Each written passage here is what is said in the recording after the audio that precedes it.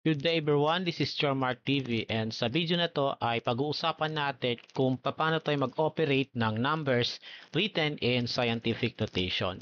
So sa video na ito, ang didiscuss natin kung paano tayo mag-add and subtract ng numbers na nakasulat sa scientific notation. So simulan na natin ano po.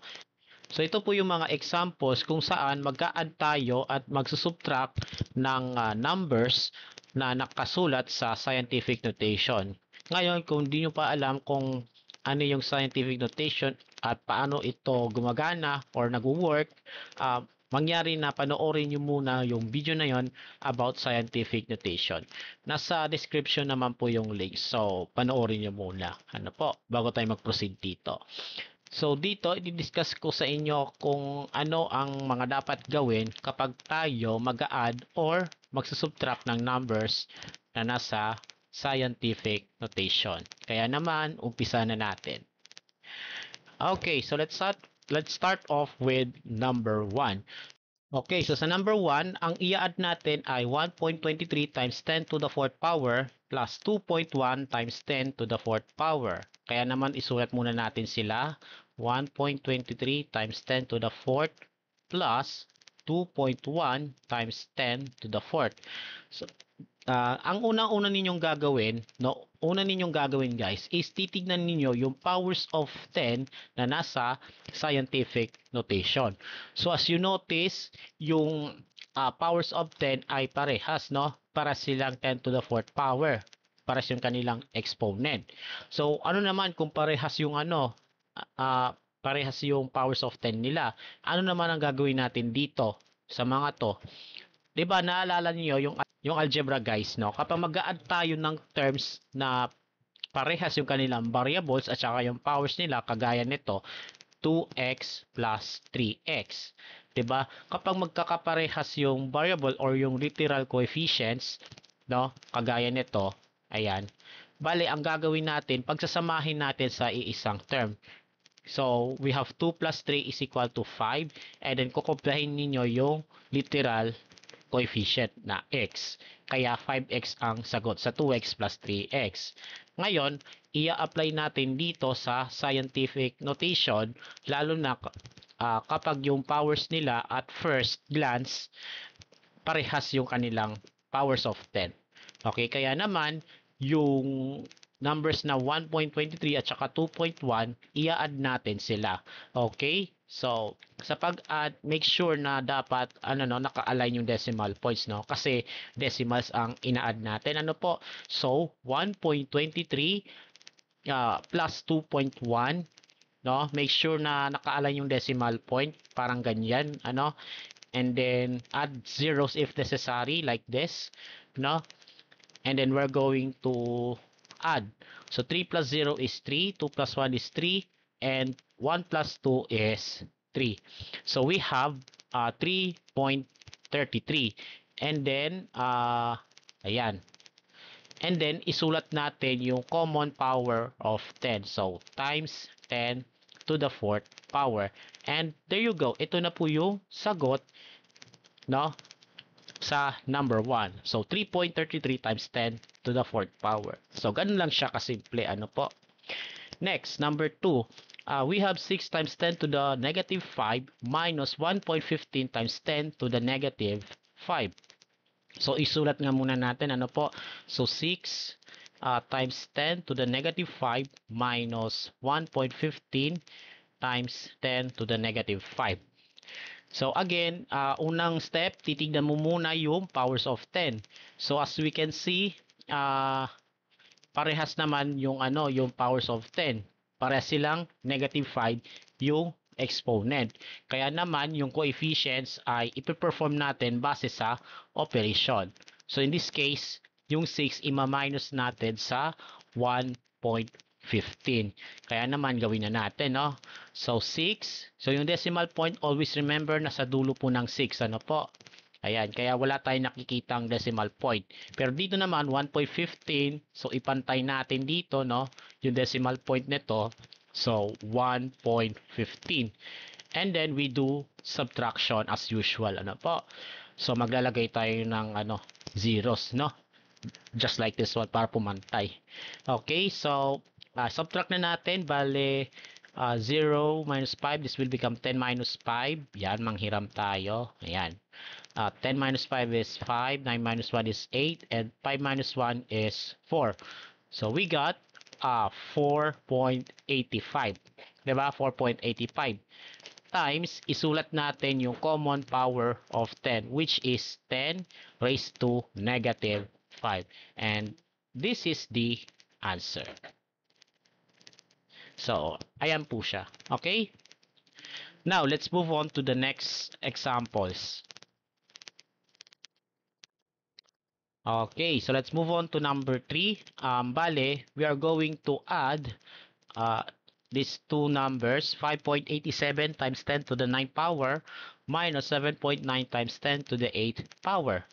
So, isulat muna natin, ano po? So, 5.87 minus 10 to the 9 power minus 7.9 times 10 to the 8 power. Okay, wait lang. Ayusin natin. Ayan.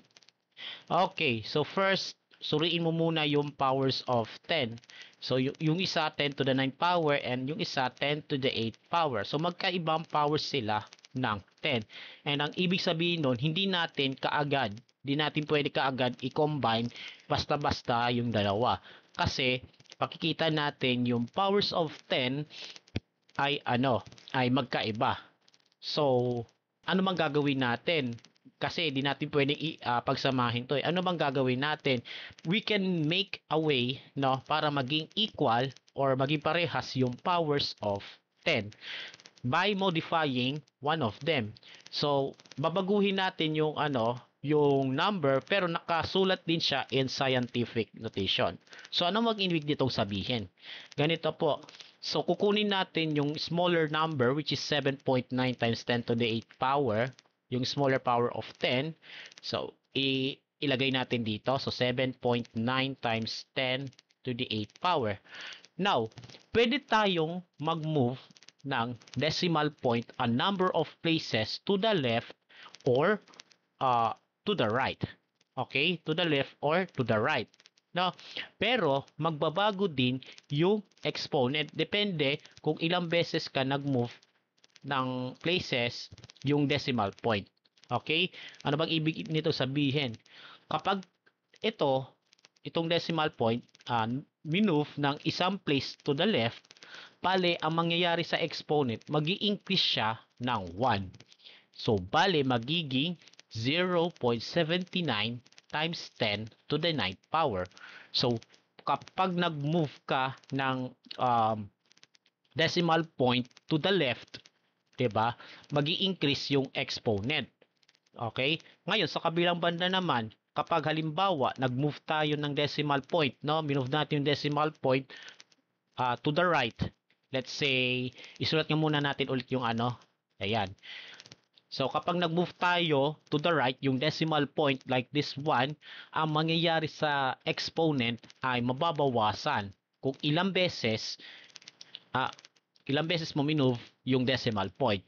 So, in this case, isang beses natin minove sa right, so ang mangyayari sa exponent, mababawasan ng isa. So, 8 minus 1 na. So, this is equal to 79 times 10 to the 7th power.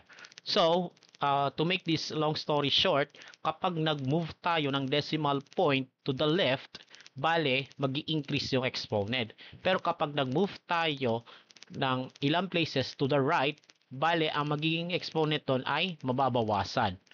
Okay? Ayan po. So, ganun po ang gagawin natin kapag mag-a-add tayo ng numbers or magsusubtract kapag magkaiba yung kanilang powers of 10. Okay? Ayan po. So, balik tayo sa ating example, no?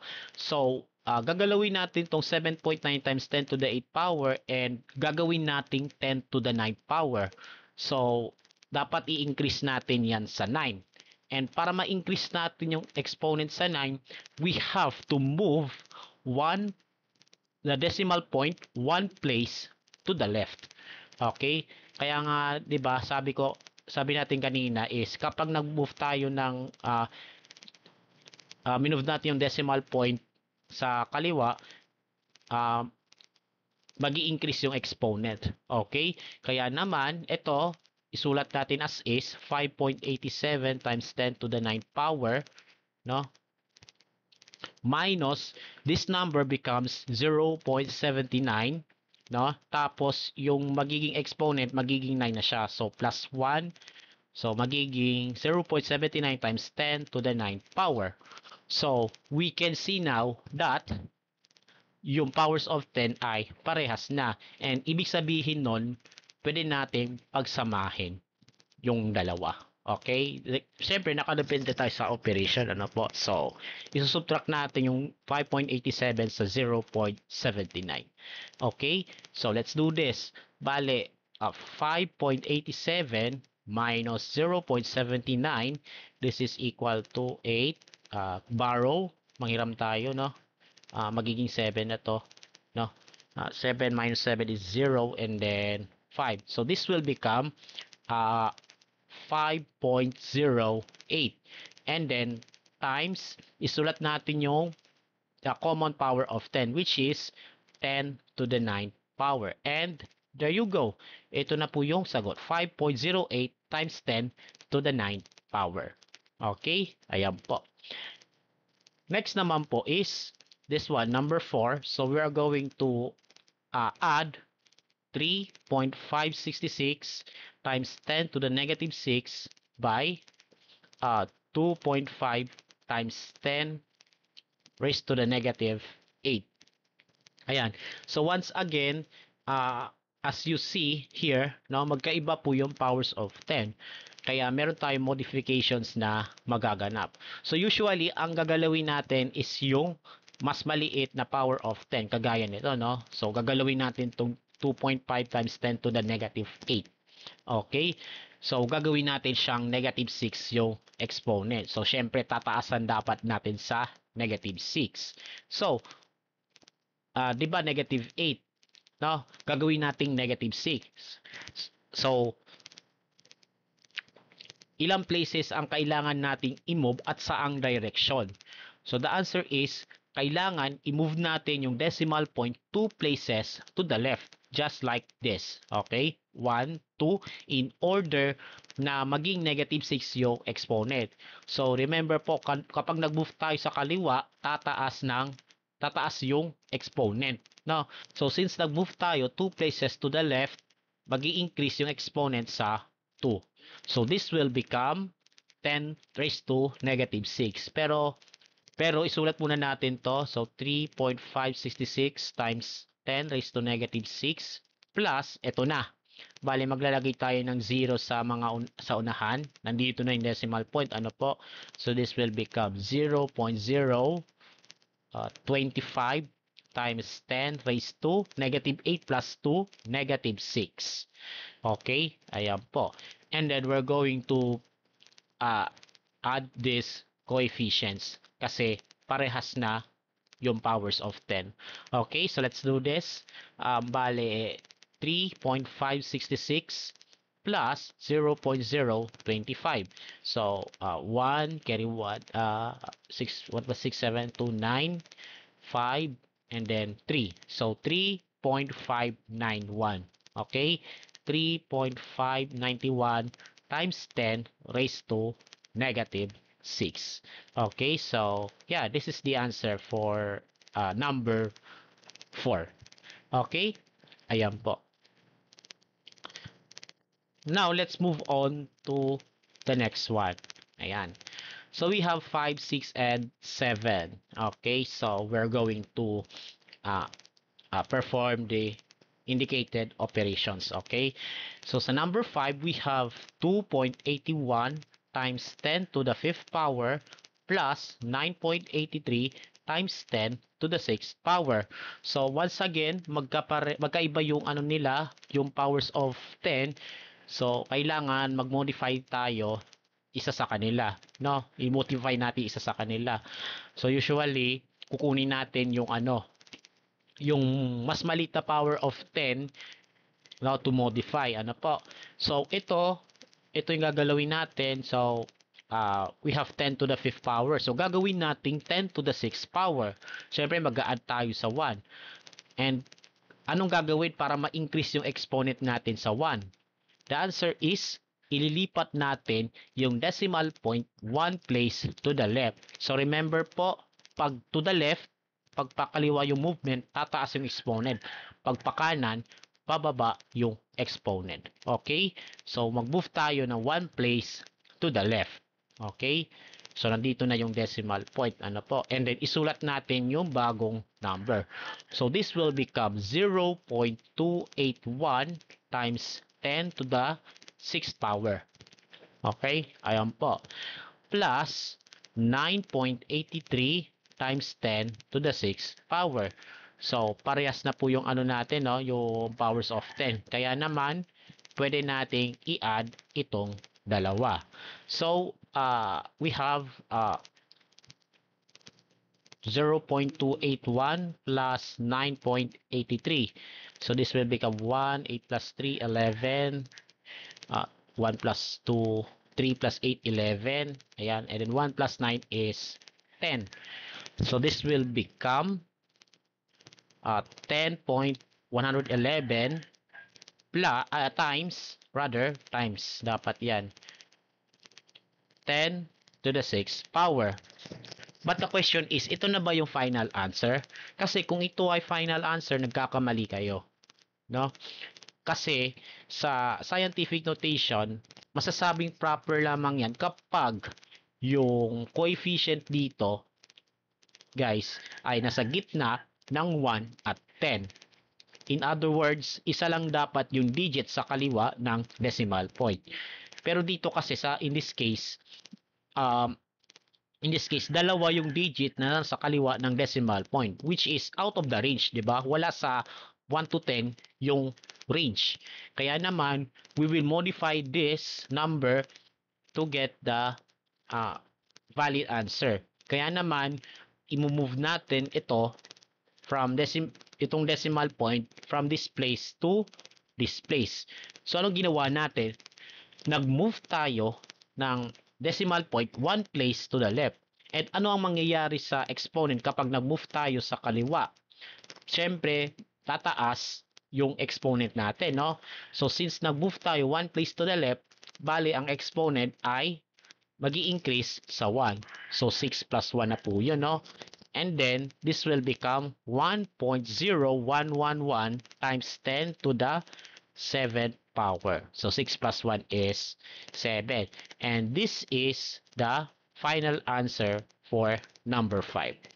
Okay, ganyan po. Next, number 6, we have 5.6 times 10 to the negative 4 plus 8 times 10 to the negative 4. So, you notice that yung powers of 10 nila ay parehas. So, you do not need to modify one of them as they have the same powers of 10. Kaya naman, idiretso natin yung combine itong dalawa. So, i-add natin yung 5.6 sa 8. Ano po? So, this will become 5.6 plus 8. No? Maglagay tayo ng 0 dito. Just like this one. And then, saka natin i-add as usual. So, 6 plus 0 is 6. And then 5 plus 8 is 13. So, we got 13.6 times 10 raised to negative 4. But, nangyari na naman yung kanina, diba, katulad nito na yung sagot ay greater than 10, which is wala sa range na 1 to 10. Ano po? So, lampas 10 yung sagot. Ano po? Kaya naman, ang gagawin natin is we are going to move this decimal point 1 place to the left. Para lang, isa lang ang digit sa kaliwa ng decimal point after the movement. So, this will become 1.36 na po, no? And since isa lang ang ano natin, isang beses lang tayo nag-move yung decimal point, no? To the left, bali, ang exponent ay mag-i-increase sa 1. Okay? So, this will become 1.36 times 10 raised to negative 4 plus 1, that is negative 3. So, there you go. Ito na po yung sagot sa number 6. And then finally, number 7, we have 1.057 times 10 to the fourth minus 4.4 times 10 to the third power. So, let us do this. Ano po? So, 1.057 times 10 to the fourth minus 4.4 times 10 to the third. Ayan. As you can see, magkaiba ulit yung ano nila, yung powers of 10. So, we have to modify one of them. So, ito lang ang gagalawin natin. Ano po? So, in order na maging 4 yung exponent, syempre, i-increase natin yan sa 4. So, mag-add tayo ng 1 yung exponent. Pero, ano bang dapat gawin para ma-increase yung exponent natin sa 1? The answer is, kailangan i-move natin yung decimal point 1 place to the left. Okay? So, since 1 place to the left, syempre mag-i-increase yung exponent sa 1. Kaya naman, isulat natin yung bagong number. So, kopyahin muna natin yung unang number, 1.057 times 10 to the fourth minus this one magiging nandito na po yung decimal point 'di ba? Ito yung magiging decimal point. So, this will become 0.44 times 10 raised to 4. Ayan. Okay, ayan po. And then, let us combine these two coefficients. Ano po? Kasi pares na yung decimal, yung powers of 10. So, this will become 1.057 minus 0.44. Okay. And then, maglagay tayo ng 0 para pumantay like this. So, yeah. 7 minus 0 is 7. 5 minus 4 is 1. 0 minus 4. So, manghiram ka ng 1 dito. Ayan. So, 10 minus 4 is 6. And then 0. So, this will become 0.617 times 10 raised to the fourth power. So, the answer is, ito na ba yung final answer? Kasi kung ang sagot mo ay yes, you are again wrong. Kasi, dapat, no, itong number na to, itong coefficient, nasa gitna siya na dapat ng 1 at saka 10. So, nasa gitna siya ng 1 at 10. Ang nangyari, 0 ang nasa unahan, which means wala siya sa range na to. Kaya naman, we have to modify this number para maging para pumasok siya sa range na 1 to 10. Kaya naman, what we have to do is we have to move this decimal point 1 place to the right naman this time. Okay, para yung number magiging 6.17. Di ba, pasok na siya sa range na 1 to 10. Pero, tingnan nyo, ang mangyari sa exponent, kasi nag-move tayo 1 place to the right na this time, hindi na to the left. Kasi kung to the left, mag-i-increase yung exponent, di ba? Ngayon, to the right naman, gaya ginawa natin kanina, pali ang exponent ay madi-decrease. So, madi-decrease siya ng 1 since we have moved 1 place to the right, no? So, minus 1 ang exponent natin. This will become 3 na lang po, bale 6.17 times 10 to the third power. Okay? So, tandaan po natin kapag tayo'y mag-a-add and subtract ng numbers in scientific notation, lalo-lalo na kapag magkaiba yung powers of 10 nila. Okay? And that's how you are going to add and subtract numbers in scientific notation. So, I hope na nakatulong sa inyo to, no? In operating numbers in scientific notation like this. Okay? So, tandaan po natin yung rules dito. Okay? So, kung nakatulong sa inyo tong video na ito, huwag nyo kalilimutang i-subscribe sa aking channel, and also follow nyo rin ako sa TikTok account. Stay safe, God bless, and as always, have a great day to all.